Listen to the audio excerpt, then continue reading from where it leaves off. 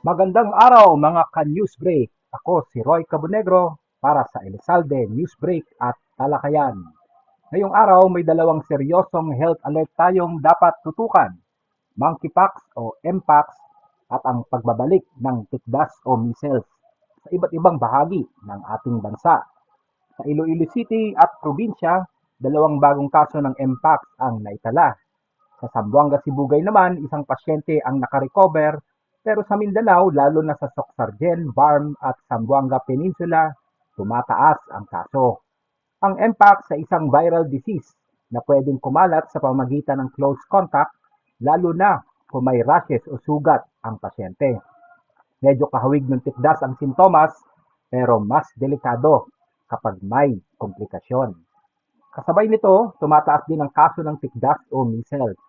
Ayon sa Department of Health o DOH, maraming bata ang tinatamaan, lalo na yung mga hindi nababakunahan.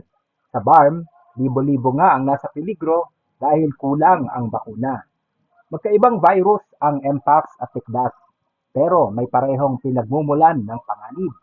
Mababa ang bakunahan, mahina ang access sa healthcare, at may epekto rin ang climate change.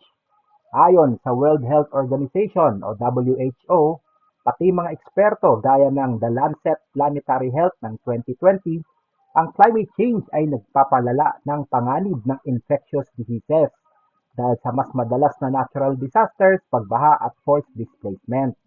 Kapag nagsisiksikan ang mga tao sa evacuation centers, mas mabilis kumalat ang sakit gaya ng tikdas at Mpox.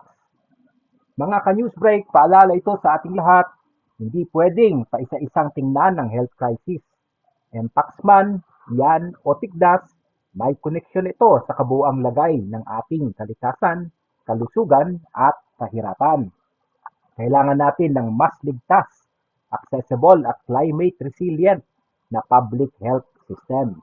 Ugaling maghugas ng kamay.